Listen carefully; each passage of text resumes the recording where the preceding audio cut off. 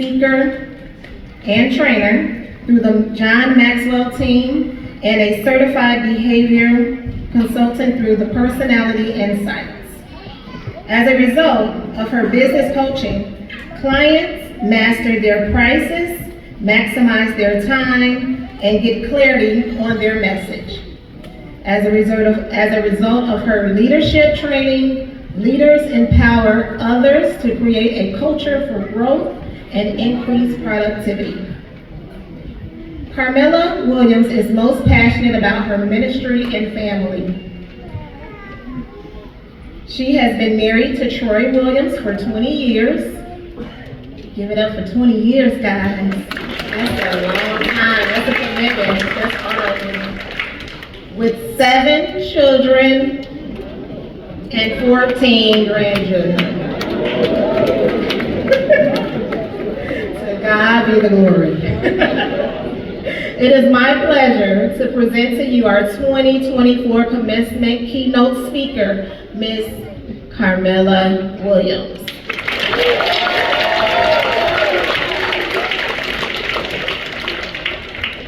If you're happy and you know it, clap your hands.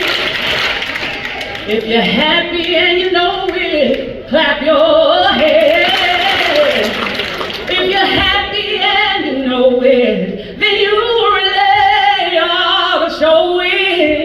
If you're happy and you know it, clap your hands. Come on, class of 2024, Miller-Motte College in Macon. I'm proud of you and I'm excited for your future. Come on, y'all, just give them a hand one more time.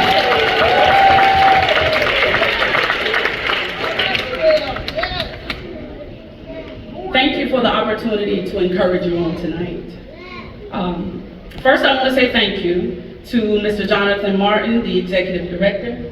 Thank you so much to campus leadership, to your program directors, to your faculty, and to your staff. Thank you so much for this opportunity to encourage you on tonight. I want to start by telling you a story. There's a story of a young teen mom who graduated from high school with a 4.0 GPA. She was in the top 20 of her high school class. In the midst of one of the greatest nights of her life, she overheard someone try to encourage their daughter by belittling her. Our teen mom overheard the other mom tell her daughter, well, at least you graduated without a baby. Although her grades were great, all she heard that night was that she was not good enough. As years went by, our teen mom was in and out of different colleges, had 3 more children.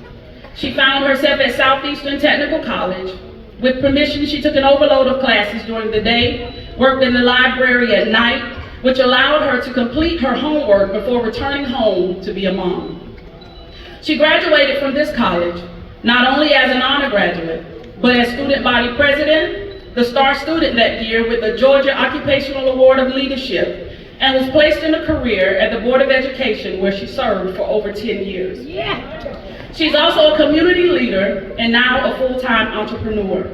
This teen mom was me, and I graduated from STC back in 1999.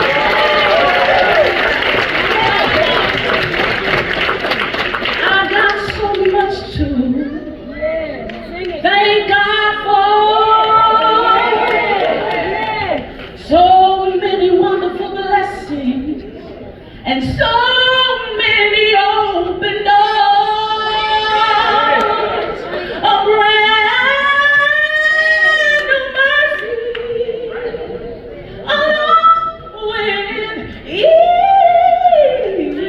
new day. That's why I praise you, and for this I give you praise.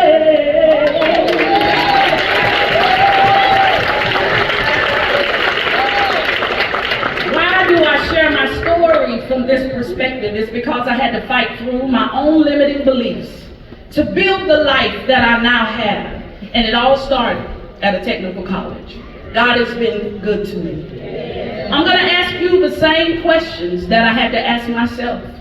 And the main question today is, who told you that? you that you were not good enough or that you would not succeed? Who told you that? Who told you that you have to leave your hometown in order to make a difference? Who told you that? Who told you that you are limited by your background, by your upbringing, and by your family? My question today is, who told you that? Don't you dare listen to the whispers of the naysayers. To the graduates, your life situation is not the only indicator of the greatness that lies within you.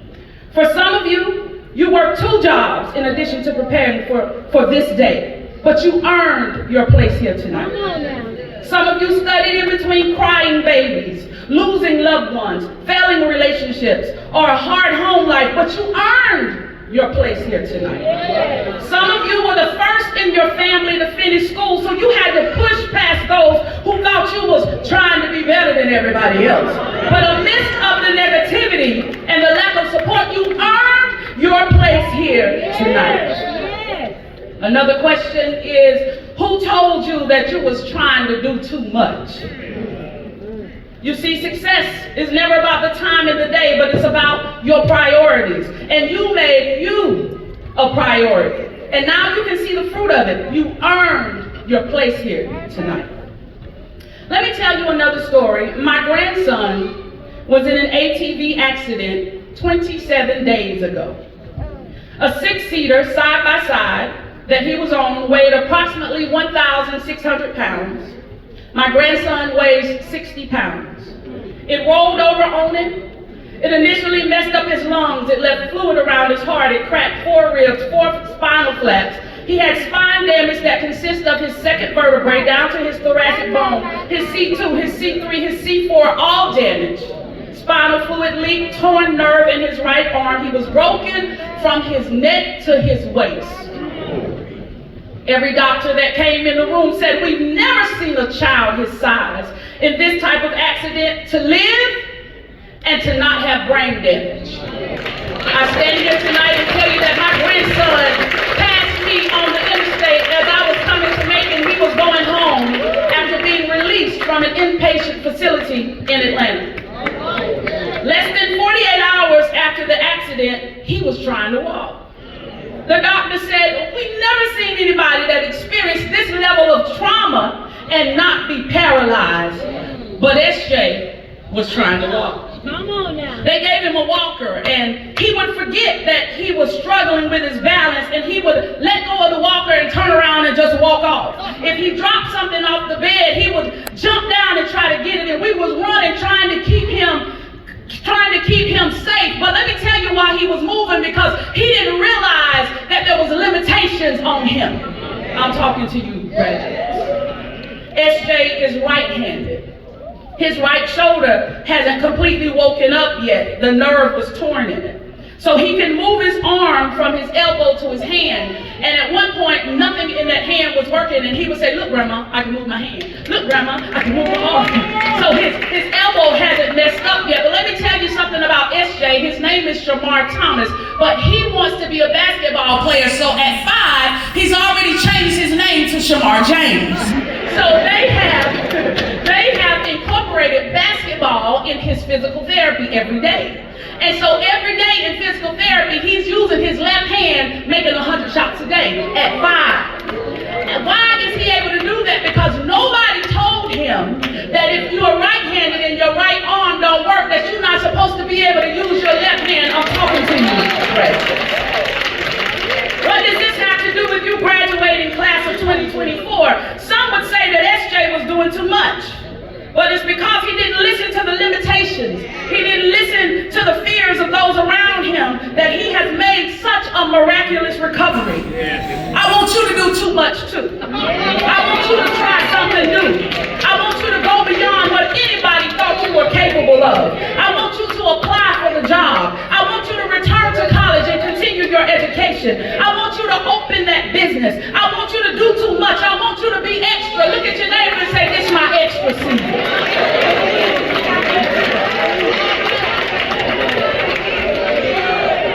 My next question for the graduates. Who told you that getting your diploma is the only goal? I come to challenge that thought. Getting this diploma is just the beginning. Keep going and don't you dare some doors for you, but you must not stop. Get that next level certification, because this is just one stop on your journey. Work in your field. You've made an investment in your future. You can have what you desire, but you got to believe in you. Don't you settle. Stay connected to your school. You see, my vice president calls me at least once a year. I go back and I speak to the students. I've spoken at their commencement ceremonies. I provided training to their graduates. I've served my school because the doors that my diploma opened for me. I didn't know that a diploma in business and office technology would lead me to a career in human resources and payroll, and eventually a career of speaking and training. I didn't know that a diploma would prepare me to lead teams of hundreds of entrepreneurs, not only in the US, but also internationally. I had made massive financial investments to prepare me to speak, coach, and train, but it all started when I was seated in an auditorium just like you. Our speaker that year was Senator Tommy Williams. I was so excited because I had worked with career services and I had obtained a job with our local Board of Education. I spoke with him after the ceremony. He asked about my salary, and with excitement, I was glad to tell him how much money I was making, because it was more than anybody else in my family was making. He looked at me and he said, "But you deserve more." And that stuck with me. I had no idea where that one statement would lead me. And if just 30 of you in here tonight would remember that statement, then I would have accomplished my assignment here. I want you to repeat after me and say, "I deserve more." I deserve more. The next question is, who told you that your technical diploma or your diploma from this college is not enough? It was because of my technical college education that I could provide for my children, that I could dream again, that I could get comfortable speaking in front of groups. You might think that tonight is about this one milestone, but it's not. You earned your place here tonight, and my job is to remind you to keep dreaming. My job is to remind you to never settle. My job is to remind you to push yourself further. My job is to remind you to accept help. You can't do it by yourself. My job is to remind you to try something new. My job is to remind you to get comfortable being uncomfortable. My job is to remind you to make personal development a part of your daily routine. And I want to leave you with this last question. Who told you that it would be easy? Beware of those who make it easy for you to quit. You see, most of the time, these are people that love you. And they see you struggle, and so they make it easy for you to quit. They see the sacrifices and the things that you missed out on while you were studying and preparing for your next season, so they make it easy for you to back off and quit. I'm sure there were more people that started this journey with you graduates. Look around. Everybody didn't make it here tonight. When life happens, many will quit without making the announcement. They just show up less, they do less work, and they just ease away. With that being said, surround yourselves with like-minded people that will challenge you and that will push you. Those who have gone before you are not your competition. They are your teachers. Ask questions and learn all you can. If you're the smartest person in the room, then you got to change rooms, because the goal is never to be the smartest in the room. The goal is to be a lifelong learner and to make a difference everywhere you go. Who told you that this was going to be easy? Anytime a negative thought tries to derail your progress, I want you to do 3 things. I want you to identify it, replace it, and keep pushing. Repeat after me. Identify it, replace it, and keep pushing. I want y'all to point your fingers at these graduates. I know that's not socially correct, but tonight we're going to point at them. And I want you to repeat after me. Say, identify it, replace it, and keep pushing. Identify it means that you're self-aware, you're emotionally intelligent, you're not moved by your feelings. Replace it means that you're going to replace that negative thought with a new thought. And keep pushing means that you're going to move forward. Every time you feel like you're not enough, I want you to identify it. Replace it with I am enough. And keep pushing. I want you to identify it. Replace it with I am a finisher, and keep pushing. Every time you feel like settling, I want you to identify it. Replace it with I deserve God's best in every area of my life, and I want you to keep pushing. Every time you make a mistake, because you will make mistakes, I want you to identify it and replace it with it's not a loss if it's a lesson, and keep pushing. Every time you feel lonely, I want you to identify it and replace it with I am not lonely, I just need to work more in my purpose, and keep pushing. Every time you feel pride and you feel prideful and puffed up and haughty, I want you to identify it and replace it with I'm going to let my success speak for me, and keep pushing. Last but not least, every time you're tempted to be lazy, I want you to identify it and replace it with I will work hard now so that I can build the life that I desire, and keep pushing. Somebody say identify it, replace it, and keep pushing. I just can't give up now. I've come too far from where I started from. Nobody told me the road would be easy, and I don't believe He brought me this far to leave me. I'm going to say it one more time for the graduates.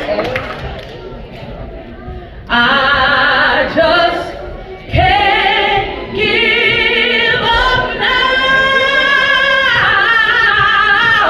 I've come too far from where I started from.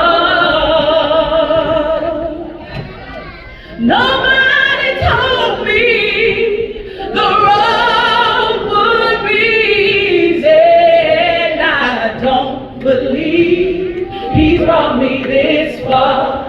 I don't believe He brought me this far. I don't believe He brought me this far to leave me.